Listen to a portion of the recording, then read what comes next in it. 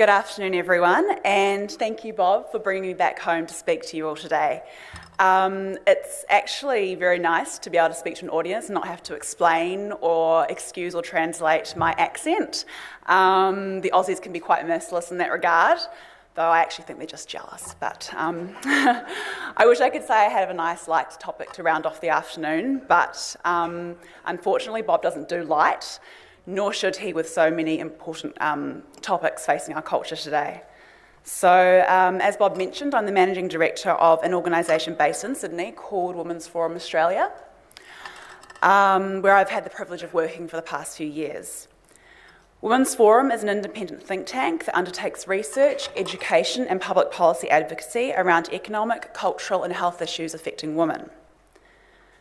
Such issues include the sexualisation and objectification of women and girls, particularly in media and advertising, violence against women, pornography, prostitution and trafficking, child marriage, abortion, adoption, surrogacy, euthanasia and workplace equality, among others. We engage with media, politicians and the general public on these issues with a view to influencing public policy and culture in a way that is genuinely pro-woman. Abortion is an issue that strikes at the core of women's safety, health, freedom and well-being, and is one that we as an organisation have devoted significant time to and will continue to do so into the future. At the heart of Women's Forum Australia is the belief in the inherent dignity of every human life, including and especially that of the unborn child, as well as a commitment to feminist principles of non-violence, freedom, equality, care and protection of the marginalised and vulnerable. That is to say that our concern and care for the rights and welfare of women comes from an overarching concern and care for the rights and welfare of all human beings. However, as a women's organisation, our particular focus when it comes to the issue of abortion is on its adverse impact on the health, rights and welfare of women, and this will be a significant focus of my presentation this afternoon. Not only is this a particular focus of our organisation, but we believe it is one that is often overlooked by people on both sides of the abortion debate, and one that needs dire attention if we're ever to be successful in changing our culture on this issue. Today I'm going to be speaking about what New Zealand can learn from the liberalised abortion laws that have been introduced in Australia, particularly over the last decade. I'll start by looking at the proposed abortion law reform in New Zealand so that we can understand why the issue is so pressing. Next, I'll discuss the steady liberalisation of abortion laws across the various states and territories in Australia and show in which direction New Zealand may be heading. I'll then discuss the implication of these laws, especially for women and children. And finally, I'll try to end on a positive note about how we can do better for women, children and our society on the issue of abortion. I'm sorry to say the first couple of sections may be a little bit technical and legal, hopefully not too much, but I think it is really important that we understand exactly what the laws are proposing so that we can respond to them. And the unfortunate reality is that the laws that we're dealing with, that we've been dealing with in Australia and the ones that have been proposed in New Zealand, the language is dressed up in a way to make them sometimes appear better than they actually are. So it's important that we really drill down into what the reality of these laws are that we're facing. So, abortion law reform is currently front and centre of the public debate in the US, as you may have seen in the media, both in terms of laws that liberalise abortion and ones that make it more restrictive. Now, I'm not sure how the debate has been reported in New Zealand, the one in the US, but I imagine it will be similar to how we've seen it in Australia, where abortion advocates are fearfully pointing at states like Georgia and Alabama that have made abortion laws more restrictive in order to demonstrate why they think we need abortion on demand ASAP. I'm sure less focus has been given to more extreme reforms in places like New York, which very closely parallel the types of laws being promoted in New Zealand and the kinds of laws that we've seen being passed in Australia. The reality is that campaigns to liberalise abortion laws in Australia and New Zealand to make abortion available on demand have been going on for many, many years, but have picked up momentum over the past decade. Many of you will be aware that the ongoing push to reform abortion laws in New Zealand by some sectors of the community has been going on over the past year or so. But before we look at what's being proposed and how this relates to what's been happening in Australia, let's take a quick look at what the current abortion laws are here. So New Zealand's abortion laws can be found in the Contraception, Sterilisation and Abortion Act, as well as the Crimes Act. Currently in New Zealand, abortion is legal up until 20 weeks when 2 certifying consultants confirm that a woman's situation falls within one of 4 grounds. Firstly, where continuance of the pregnancy would result in serious danger to the woman's life or to her physical or mental health, and when making that determination, the law provides that the woman's age and any incidents of sexual violation may be taken into account. The second ground is where the child would be seriously handicapped. A third ground is where pregnancy is a result of incest. And a fourth ground is where the woman is severely subnormal. Not a very nice term, but what they're basically referring to is where she has a significant impairment which prevents her from giving proper consent to sexual conduct. So in the case of a pregnancy of more than 20 weeks, abortion is only lawful on the first ground. While a medical practitioner or other person who carries out an abortion outside these provisions is criminally liable, the law in New Zealand explicitly states that the woman herself is not. Now, the current law that we have in New Zealand is the result of a royal commission in the 70s, which consulted extensively for many months. The Commission rejected the approach of the US, which saw abortion as a right, and opted for a compromise, whereby criminal sanctions were retained in recognition of the gravity of abortion, but permitting a woman to seek a lawful abortion on the grounds that we have just seen.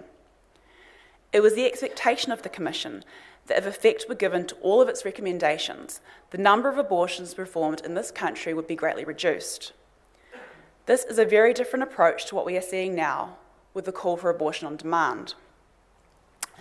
In fact, I don't know if you've noticed it, but there has been a noticeable shift internationally over the past few years, or maybe even the last decade, from the long-standing slogan that abortion should be safe, legal and rare, to just abortion should be safe and legal.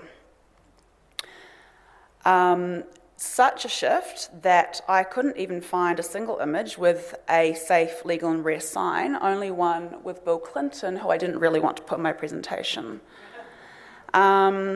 So the desire that abortion be rare, the desire that abortion be rare, which people used to have, signified an understanding on both sides regarding the gravity of abortion for both woman and child.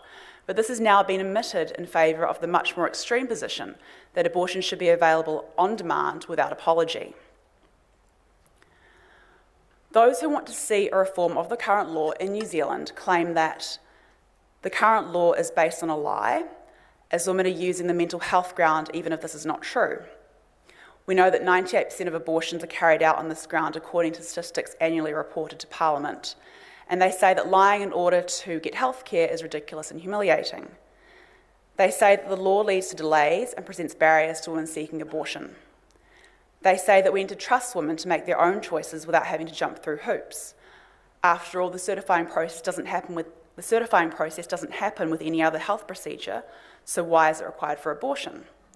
And they say that women should be able to decide what to do with their own bodies, and that women are criminalised under the current law, but that abortion should be treated as a health issue rather than a criminal one. Now, I'll touch on some of these claims a little bit later on, as similar concerns have been raised in Australia by abortion law reform advocates over there. But I'll just make a few brief comments before we look at the law reforms proposed in New Zealand. So in relation to the first claim, just because a law is not being followed is not a reason to get rid of it. And if it is in fact the case that the majority of abortions are being undertaken on grounds other than health, and those permitted by the current law, on what basis are women then seeking abortions? Are these reasons justifiable given the gravity of abortion for the child and its mother? Do we need to improve the practice of the current law rather than trying to introduce extreme abortion law reform? Is it really the case that women face delays and barriers under the current law when a previous chairperson of the Abortion Supervisory Committee has stated that we do essentially have abortion on request, however you like to put it? Are hoops, or rather safeguards, not essential for a procedure as serious as abortion? To what degree do women have a real choice when it comes to abortion? Is choice not a somewhat meaningless concept unless we look at what's been chosen? The reason we are even having this debate is that there is more than one body involved in every pregnancy, the woman and her child's. This is a scientific, not a philosophical or theological position. Even the Contraception, Sterilisation and Abortion Act states that it is to regulate abortions, quote, after having full regard to the rights of the unborn child, unquote. Of course, we can argue about when that second body, that second life has value, but history has shown that the only time we tend to debate or downplay the value of human beings is when we want to deprive them of their rights. Women are explicitly not criminalised under the current law, as we have just seen. Law reform advocates are intent on making abortion a health issue rather than a criminal one. But do the proposed reforms actually do this? I will show that as with the law reforms that have passed and have been pushed in Australia, they do not. The three options for abortion law reform proposed by the Law Reform Commission are as follows. Model A, there would be no legal test before an abortion could be performed. The decision whether to have an abortion will be made by the woman in consultation with her health practitioner. So in other words, no restrictions whatsoever. Model B, there would be a statutory test.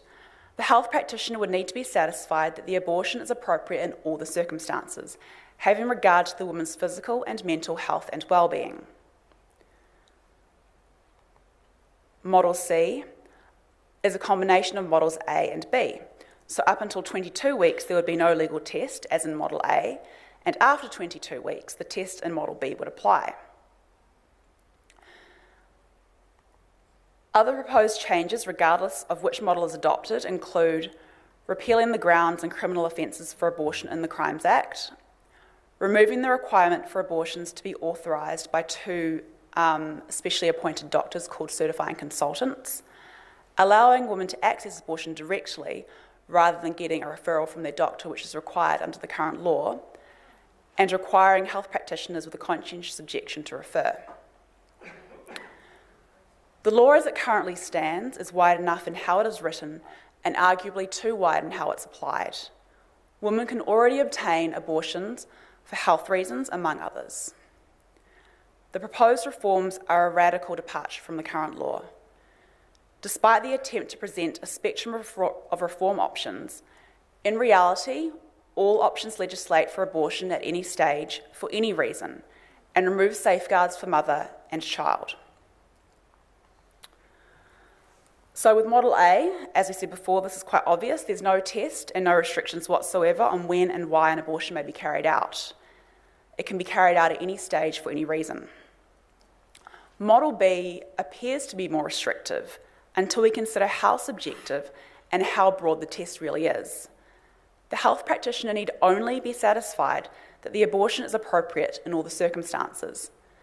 It can be carried out at any stage as long as the practitioner deems it to be appropriate, which could be very subjective and could take into account social considerations and so on. Being a combination of A and B, Model C is similarly permissive, on demand until 22 weeks and effectively on demand thereafter. Model A is very similar to what the Australian Capital Territory has in Australia, and Model C is what has been rolling out across Australia since the reforms in Victoria in 2008.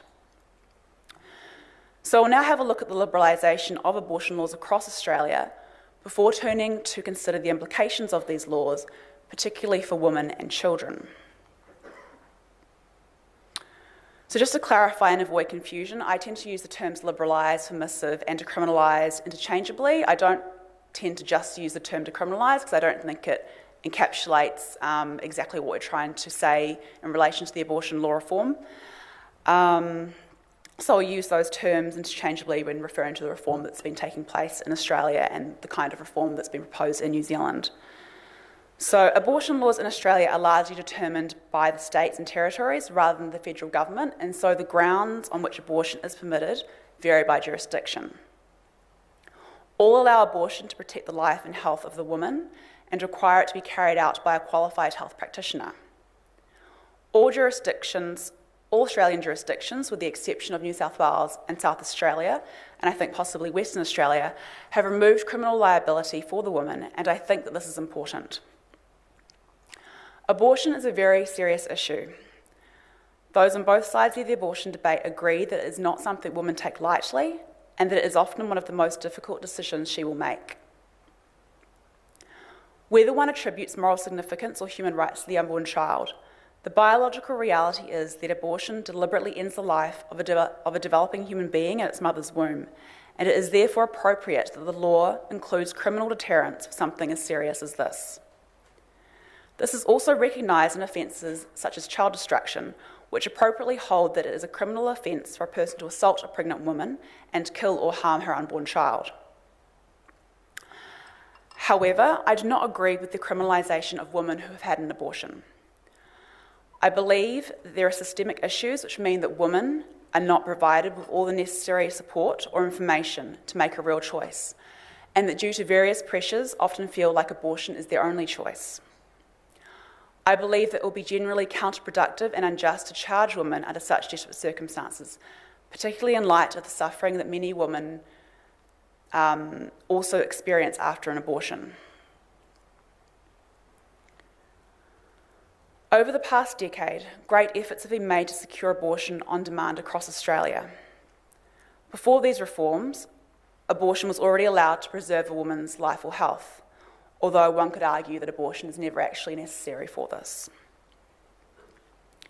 What we are seeing now is a shift from protecting a woman's life and health and allowing abortion for social, non-health related reasons, and in fact any reason whatsoever. Now I'm going to just give you a bit of an overview of the laws in the various Australian states and territories so that you can see what we're dealing with and how these compare to the reforms that we're currently seeing being proposed in New Zealand. I'd say there are three categories of laws that have been proposed in Australia. So we have laws, and those are the green ones, which do have some genuine restrictions and safeguards. I think Western Australia is probably one of the best. I don't have it up there, but they actually have a few extra safeguards such as parental notification, informed consent and data collection, which are all very important. The second category, the purple, are laws that I would say pretend to have restrictions and safeguards, but don't really. So the language that they use kind of gives them the appearance of sort of being, a little less extreme, I suppose. And then we have the red one, which is the ACT, which doesn't have any safeguards or restrictions and doesn't pretend to. It's just basically abortion on demand for any reason, and that's it. So none of the laws in Australia are quite like New Zealand's, and I think that compared to the laws in Australia and actually worldwide, New Zealand's laws are actually some of the best, in theory if not in practice. They're not perfect, and ideally we'd be in a culture where abortion was completely unthinkable. And in terms of the laws that we already have in New Zealand, I'd like to see a lot more safeguards for informed consent, among others. But if applied properly, in terms of how they've actually been written, then there will be very few abortions, I believe.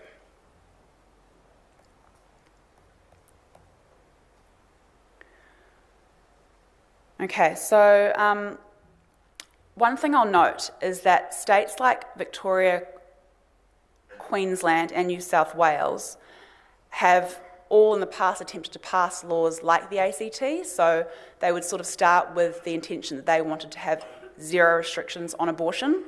They would propose that, to the general public, and then they would get a pushback. And so then they would opt for this compromise in language, which, as I've tried to explain, isn't really a compromise. It's pretty much on demand, dressed up a little bit. And so that's what those advocating for abortion law reform in New Zealand would really like to see as well. When abortion is viewed as a fundamental right, as it is by many abortion advocates, any limitation or moderation when it comes to abortion is seen as undermining this right. However, because abortion at any stage for any reason is rightly still considered too extreme by most right-thinking people, advocates in states like Victoria and Queensland begrudgingly, as I said, accepted a compromise in language where they were able to effectively get what they wanted anyway. I'm not sure if anyone saw the recent Stuff documentary on abortion law reform, but Family Planning's Jackie Edmund illustrates this mentality perfectly when she says to the interviewer, option A, so that's the completely unrestricted version, makes sense. There's no justification to have any particular process for late-term abortions, but it makes people feel better that there is. And then she chuckles. So that's what we're dealing with in New Zealand.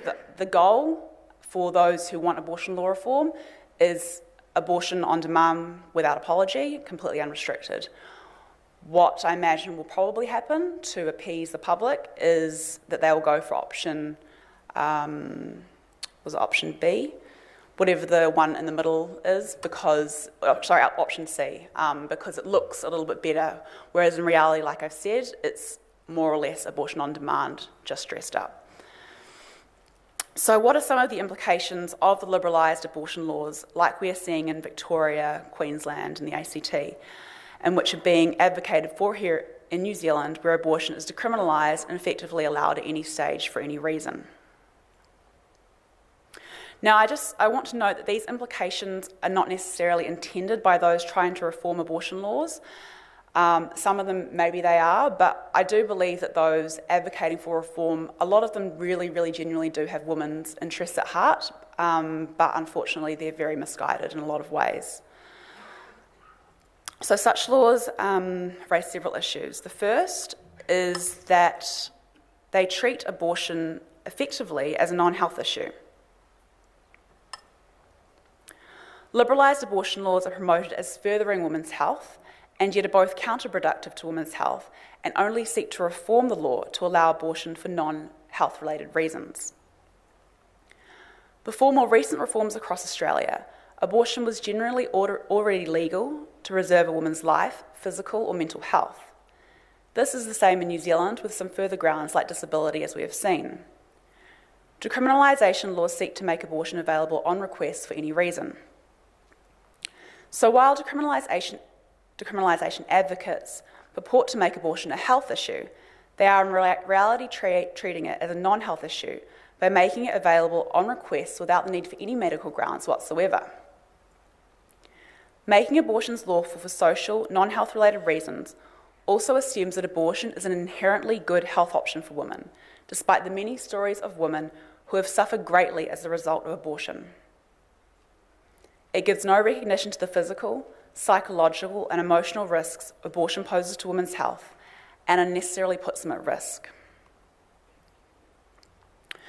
So risks of physical harm posed by abortion include infection, which may result in infertility or increase the risk of stillbirth, hemorrhaging, cervical and uterine damage, subsequent preterm birth and miscarriage.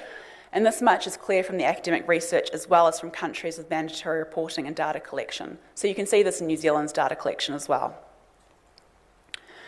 Risks of psychological harm include depression, anxiety, suicidal behaviours and substance use disorders. A longitudinal study by Professor David Ferguson and his colleagues in New Zealand showed that women who have abortions are 30% more likely to suffer from mental health problems than other women. Despite being pro-choice himself, Ferguson received strong opposition to his research because it did not toe the ideological line that abortion is a safe medical procedure. Fully aware of the circus the publication would provoke, Ferguson said it would be scientifically irresponsible not to publish results just because they are controversial. Even the Queensland government has recognised the increased risk of suicide among women who have abortions.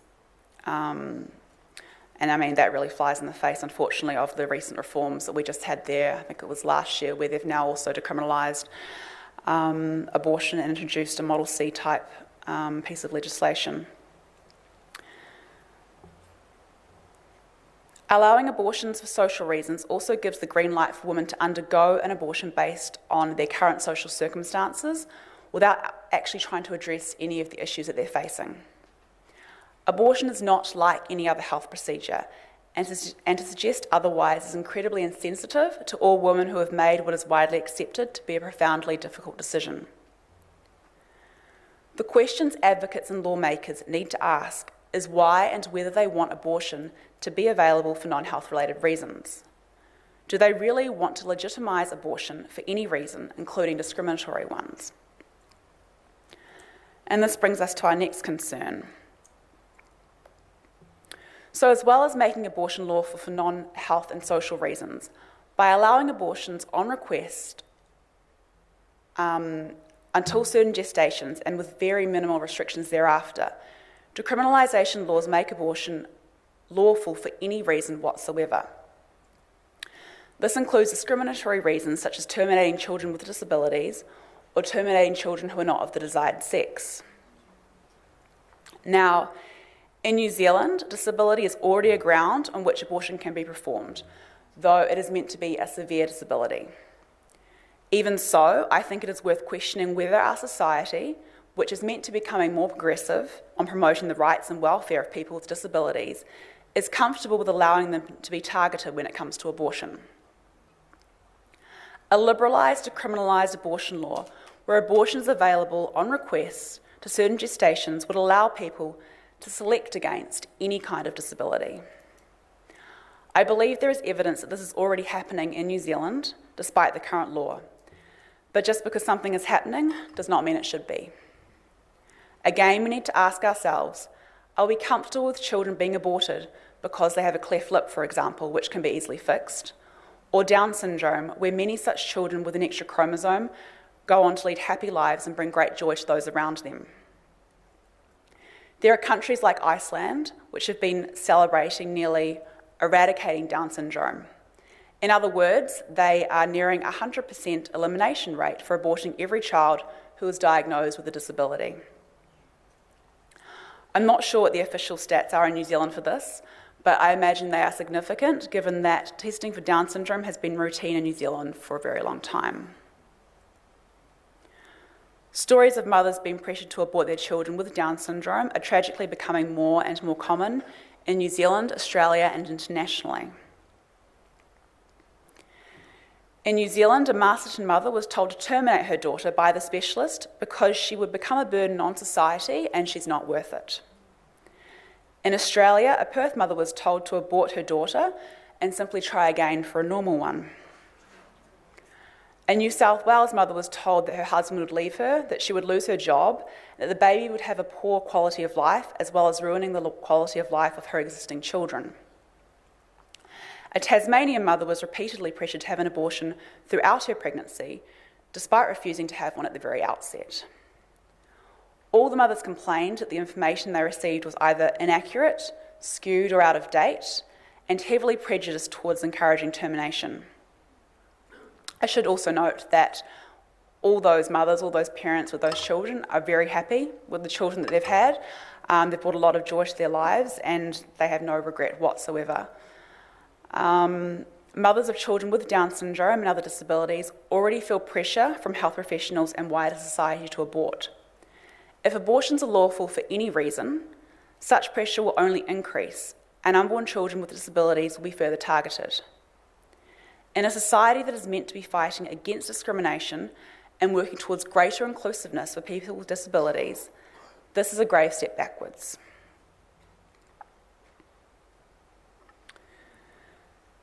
Sex-selective abortion is a well-known problem in China and India, where some preference cultures have resulted in extremely skewed sex ratios. Sex discrimination is carried out via abortion Sex discrimination carried out via abortion is well documented and has resulted in millions of missing girls in some societies. The number of girls and women missing from the global population is estimated to be more than 160 million, with sex selection being a major culprit. The practice of sex selection has been widely condemned internationally. There is evidence that sex-selective abortion is already occurring in some parts of Australia. Take, for example, the high-profile case of Dr. Mark Hobart, who was reprimanded after refusing to perform a sex-selective abortion in Victoria. Or the investigation by SBS that found a higher number of boys than girls being born in some ethnic communities in Australia. There is also the more recent study from Notre University, which indicates that in Victoria, a state which reformed its abortion laws to allow abortion on request for any reason in 2008, sex-selective practices are taking place within certain migrant communities, with a higher than expected number of boys being born than girls. I am not aware of any similar research in New Zealand at this stage, but the reality is that in a system where abortion is available on request for any reason, there is no protection against prenatal sex discrimination, and it is by and large females who stand to bear the brunt of discrimination in keeping with international trends. This is patently anti-woman, and sadly many feminists have remained silent on this issue precisely because they believe that speaking out on it could threaten their right to abortion.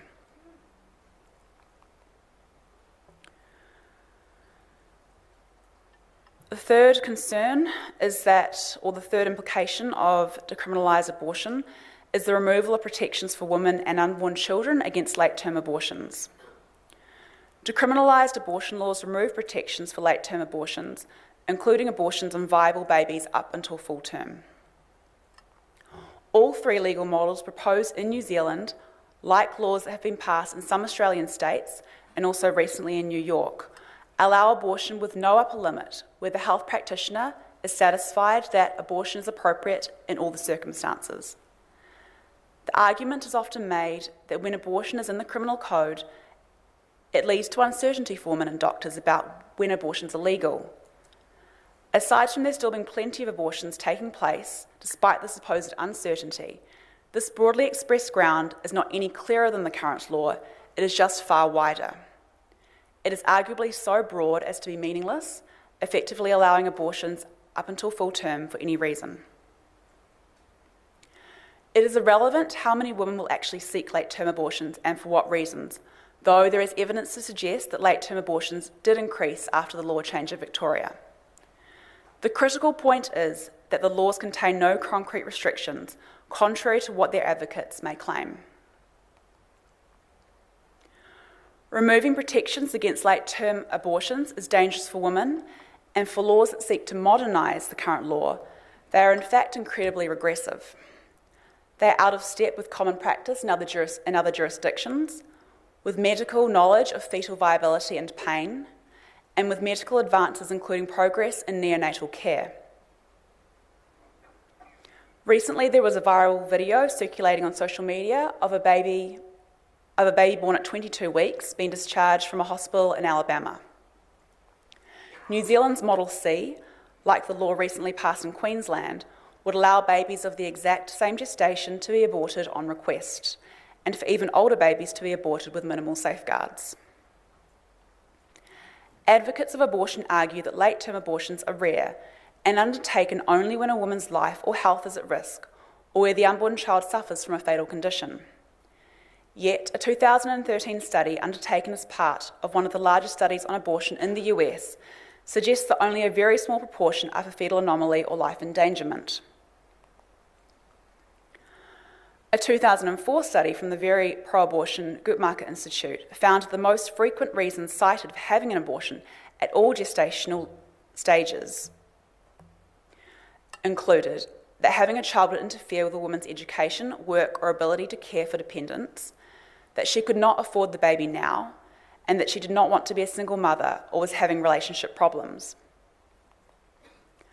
According to the 2013 study, other reasons women commonly sought an abortion later on in pregnancy included not knowing they were pregnant, not knowing where to go for an abortion, expense, insurance issues, travel considerations, indecision, and disagreements with the father.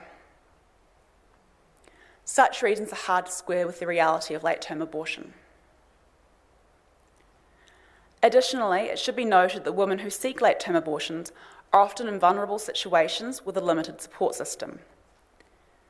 The 2013 study described 5 profiles of such women. They were raising children alone, were depressed or using illicit substances, were in conflict with a male partner or experiencing domestic violence, had trouble deciding and then had access problems, or were young and experiencing their first pregnancy. Laws allowing late-term abortions with minimal restrictions put vulnerable women like this at even greater risk and do nothing to address the underlying issues that they are facing.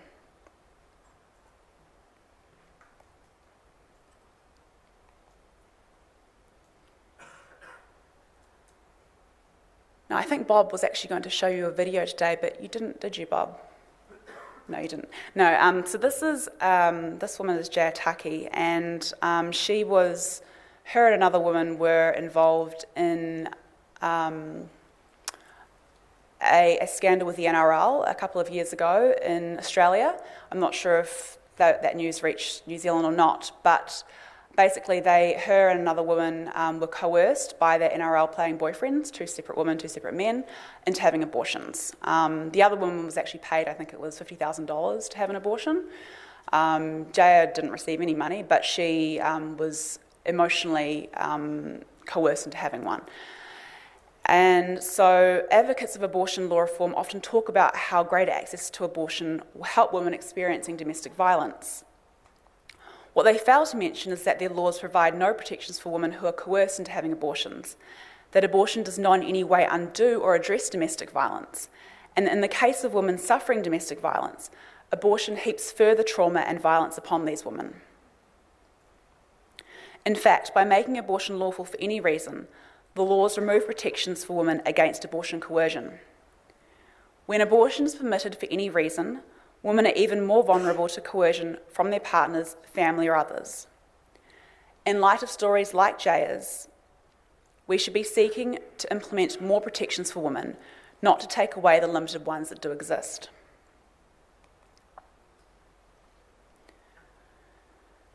Now, with the laws that have been introduced in Australia, either separately or along with the decriminalisation reform, have been introduced these things called safe access zones.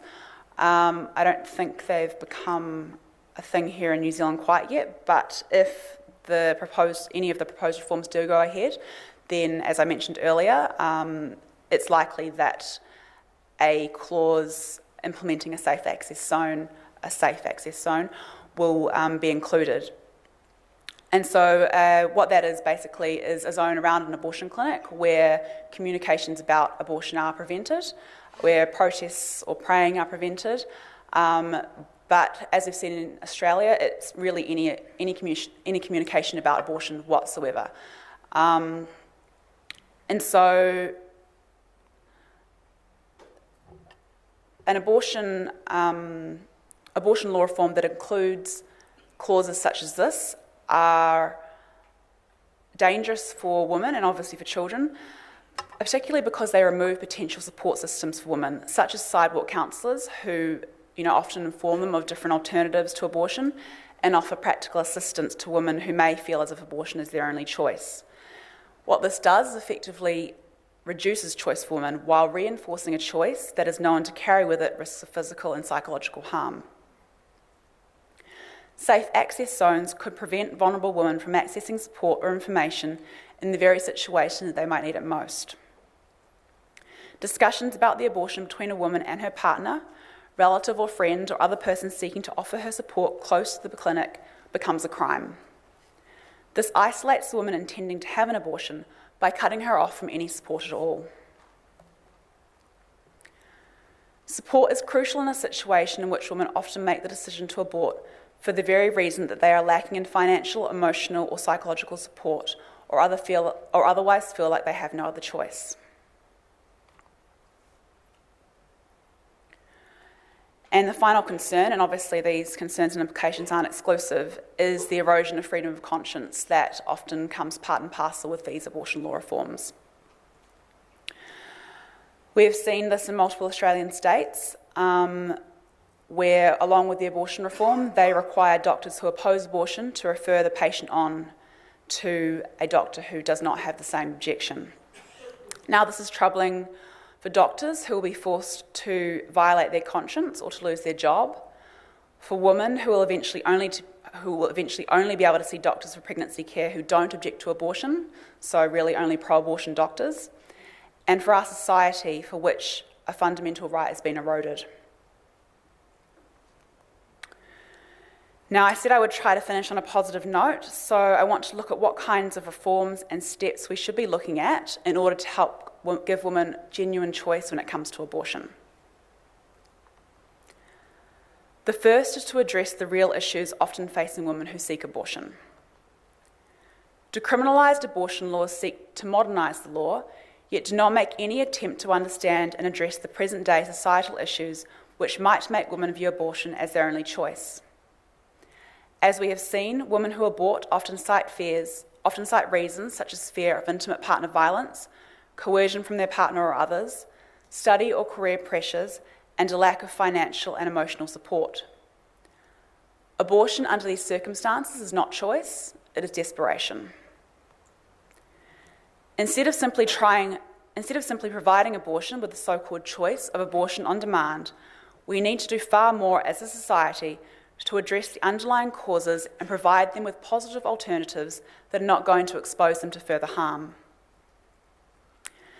This includes progressing real alternatives for women facing unplanned pregnancies and addressing issues of domestic violence, access and affordability of childcare, flexible workplace and study arrangements, and access to pregnancy counselling and support. Any attempt to reform abortion laws should address these issues as a matter of priority. The other priority is to ensure that women seeking abortions are making fully informed decisions. Despite the pressures and lack of support that often drive women to seek an abortion, as well as the harmful risks inherent in abortion, safeguards to ensure women are giving fully informed consent are often absent from attempts to modernise abortion laws. Safeguards such as the provision of counselling independent of abortion providers, parental notification laws for minors, information about the risks of abortion and the support available to women who want to continue their pregnancies, information about fetal development and the opportunity to view ultrasounds. These are all critical to ensure that women can give fully informed consent when it comes to abortion. Obtaining informed consent from patients should be a standard part of all good medical practice. However, there is anecdotal evidence that informed consent is nevertheless often not obtained from women seeking abortions. This is also an issue of such grave importance to women that it should be addressed by Parliament and enforced.